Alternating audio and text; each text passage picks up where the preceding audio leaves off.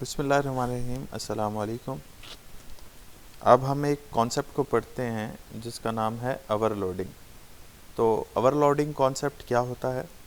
Overloading concept हमारे पास एक ऐसा कॉन्सेप्ट होता है जिसमें फ़र्ज़ करें कि हम एक प्रोग्राम के अंदर जो है जब कोई फंक्शन इस्तेमाल कर रहे हैं, तो कभी कभी ऐसा होता है कि नॉर्मली जब हम बेसिक फंक्शन इस्तेमाल करते हैं तब तो ऐसा नहीं होता, लेकिन फ़र्ज़ करें एक इंडस्ट्री के अंदर जब आपके पास थाउजेंड्स ऑफ प्रोग्राम होते हैं और उसके अंदर थाउजेंड ऑफ फंक्शंस को इस्तेमाल करना पड़ता है, तो समटाइम्स कुछ फंक्शन ऐसे होते हैं जिन फंक्शंस जो कि मल्टीपल फंक्शंस होते हैं, ठीक है, जिसके पैरामीटर जो है वो हमारे पास सेम हो जाते हैं, ठीक है, जिस फंक्शन के नाम सेम हो जाते हैं, ठीक है।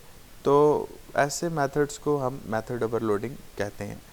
तो हमारे पास उन फंक्शन को हल करने का बड़ा आसान काम होता है कि हम सेम ही नेम के साथ जो है डिफरेंट जो है वो पैरामीटर्स और रिटर्न टाइप्स को इस्तेमाल करें।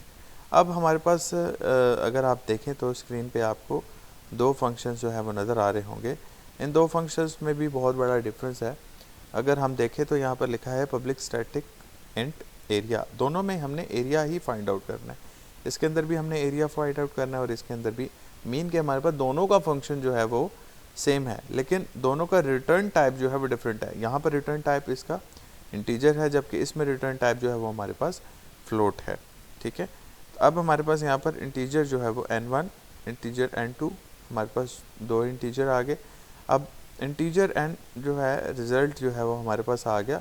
अब क्योंकि हमारे पास एरिया फाइंड आउट हुआ है रेक्टेंगल का, तो रेक्टेंगल में एरिया फाइंड आउट करने के लिए length multiply by it's width या ब्रेथ, ठीक है। तो हमारे पास n1 मल्टीप्लाई बाय n2, तो हमारे पास इस तरह एरिया जो है वो आ जाएगा। तो इसमें हमने रिटर्न करवा दिया इस रिज़ल्ट को, जिसमें हमारे पास इन दोनों का एरिया जो है वो स्टोर हुआ हुआ था। इसी तरह एग्जाम्पल 2 में अगर आप देखें तो public static float area and n, और इसके अंदर हमारे पास चूँकि अब ये एरिया जो है वो हमारे पास किसी सर्कुलर एरिया का है, और इसमें हमारे पास सर्कुलर एरिया के लिए हमारे पास लाजमी है कि हमारे पास रेडियस भी पता होनी चाहिए। तो इंट n मीन हमारे पास कोई रेडियस जो है वो हमने एंटर कर दिया।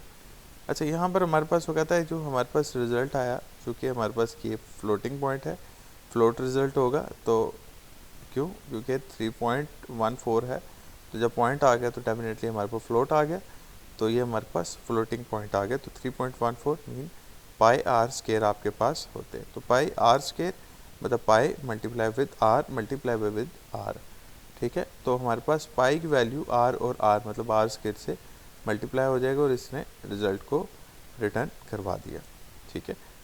तो अब हम इसको ज़रा एक्लिप्स पे जो है वो प्रैक्टिस करते हैं, ज़रा देखते हैं यहाँ पर। तो अभी हमें स्वैपिंग फ़ंक्शन की ज़रूरत नहीं है, तो हम इस स्वैपिंग फ़ंक्शन को यहाँ से ख़त्म कर लेते हैं। तो ये हमने यहाँ से इसको ख़त्म कर लिया।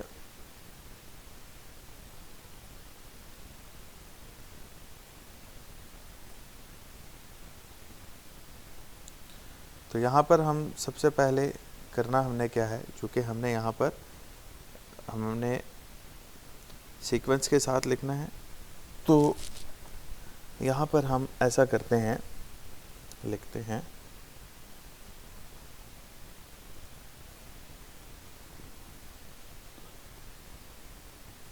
हमें यहाँ पर अब दो नए मेथड्स बनाने हैं।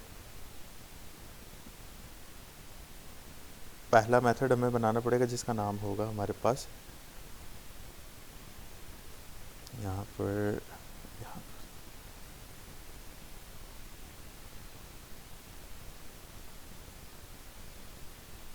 हमारे पास एरिया होगा,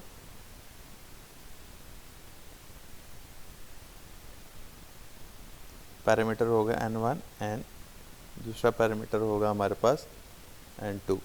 लेकिन चूँकि हमारे पास डाटा टाइप इंटीजर है, तो साथ हमें इंटीजर भी लिखना पड़ेगा। Int n1 coma int n2, ये हमारे पास दो पैरामीटर हमने यहाँ पर लिख लिए।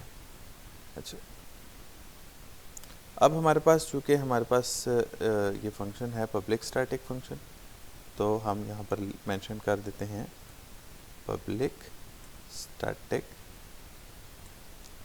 स्टैटिक, और रिटर्न टाइप है हमारे पास इंट, ठीक है।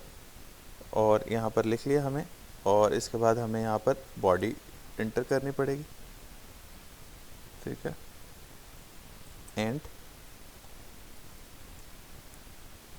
रिजल्ट हमारे पास होगा क्या, result equal to n1 multiply by n2,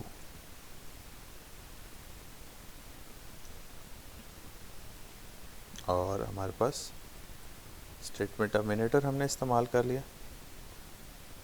और हमने रिटर्न करना है किसको, रिज़ल्ट को।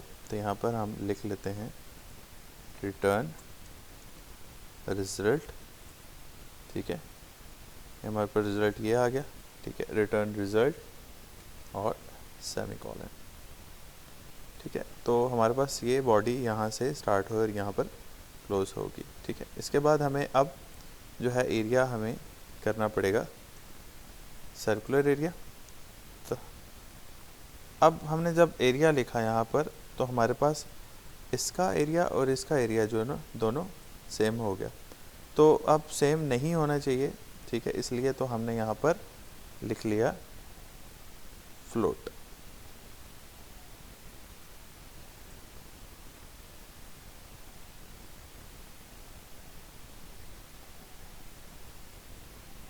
और यहाँ पर वहाँ पर हमारे पास इंटीजर 2 थे, यहाँ पर मैंने लिख लिया इंट, बल्कि यहाँ पर इंट नहीं लिखूँगा, फ्लोट होगा, तो हम यहाँ पर लिख लेते हैं फ्लोट n, ठीक है। फिर रिटर्न टाइप हमारे पास आ गया एरिया का फ्लोट, तो फ्लोट लिख लिया मैंने, और फ्लोट के साथ इसी तरह public static, public static.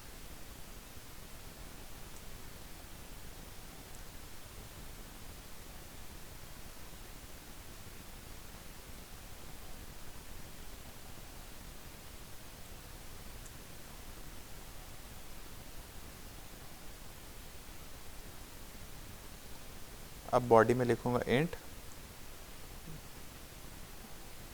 Result. अब सर्कुलर ऑफ हमें रेडियस फाइंड आउट करना है, हमें रेडियस फाइंड आउट होना चाहिए। हम यहाँ पर क्योंकि हमें area of circular find out करना है, तो हम यहाँ पर वैल्यू लिख लेते हैं 3.14 multiply with n multiply with n, और इसके बाद हम इस रिज़ल्ट को इसके रिटर्न कर लेते हैं, रिटर्न रिज़ल्ट और bracket start, sorry equal to, sorry बस यहाँ पर स्टेटमेंट टर्मिनेटर यूज़ कर लें।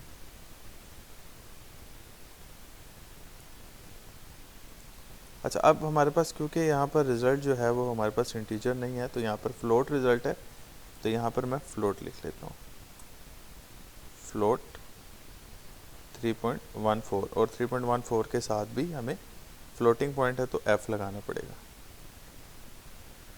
इसके बाद अब हम हैं यहाँ पर नेक्स्ट जो है,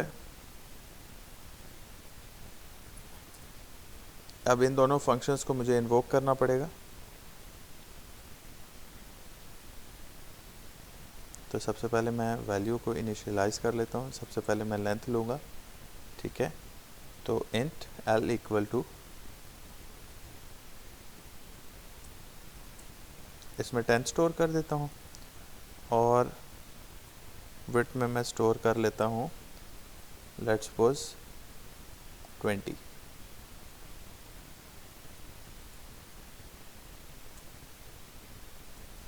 उसके बाद हमारे पास रेडियस के लिए हम लिख लेते हैं float, float r equal to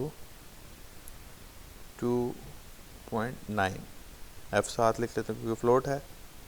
अच्छा, उसके बाद नेक्स्ट जो है हमें इसको प्रिंट आउट करवाना है।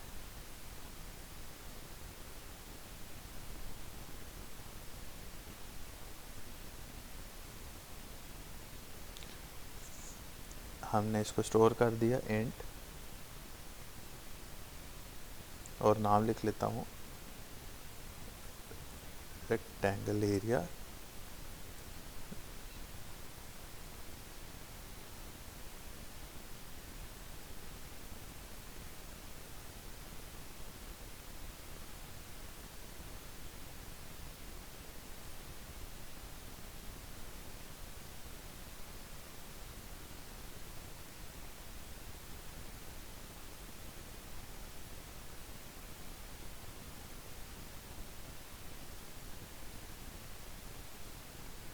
Ten and 20। ये हमारे पास एरिया आ गया क्योंकि 10 को 20 से मल्टीप्लाई कर देगा। अच्छा, इसके बाद हमारे पास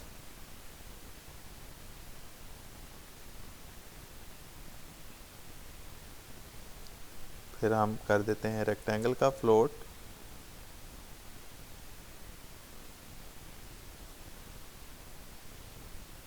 और प्रिंट आउट करवा लेता हूँ सर्कल एरिया।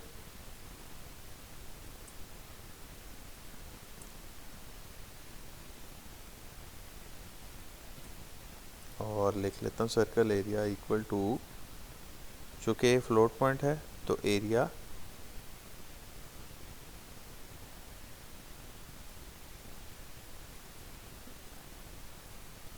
एरिया, और इसको मैं कह देता हूँ कि मेरे पास हो गया आर, क्योंकि इसमें रेडियस है तो सर्कुलर एरिया आर आ गया हमारे पास।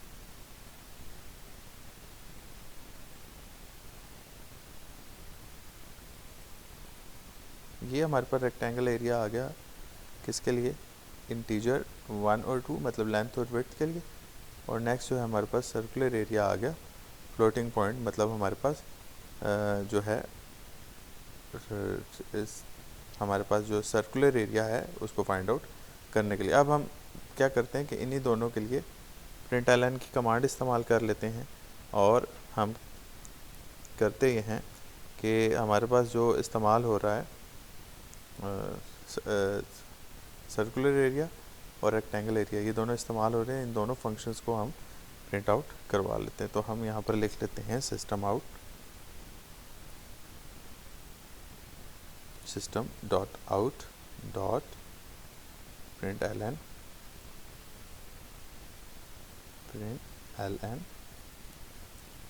और इसके अंदर हम मेंशन करवा देते हैं, जो रिटर्न टाइप है वो मेंशन कर देंगे।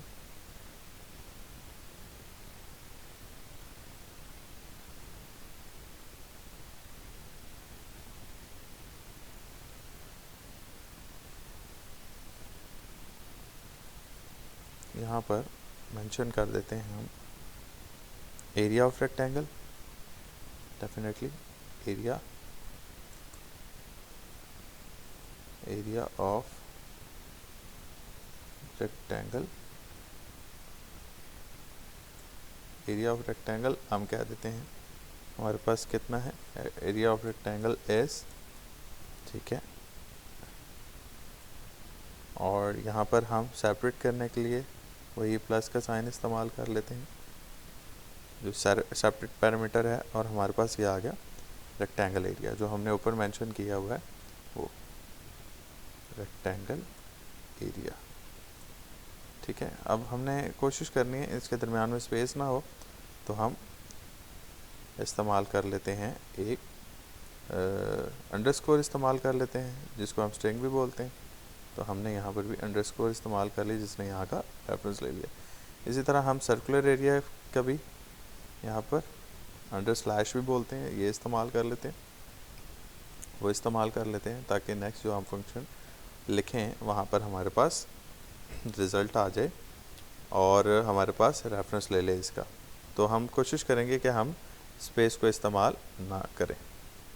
अच्छा, अब सर्कल के एरिया के लिए भी इसी तरह system dot out dot println और एरिया ऑफ सर्कल और सर्कुलर एरिया जो है हम रेफरेंस ले लेंगे। तो हम कहते हैं system dot out dot println और इसके बाद हम इसके अंदर भी मेंशन कर देते हैं, डबल कोटेशन के अंदर लिख लें ताकि रिज़ल्ट में भी हमारे पास डबल कोटेशन में जो भी लिखा हुआ होगा वो आएगा। तो ये हम कह देते हैं एरिया ऑफ सर्कल एस, और उसके बाद प्लस, और वहाँ पर हमने रेक्टेंगल एरिया लिखा था, यहाँ पर हम लिख लेते हैं सर्कल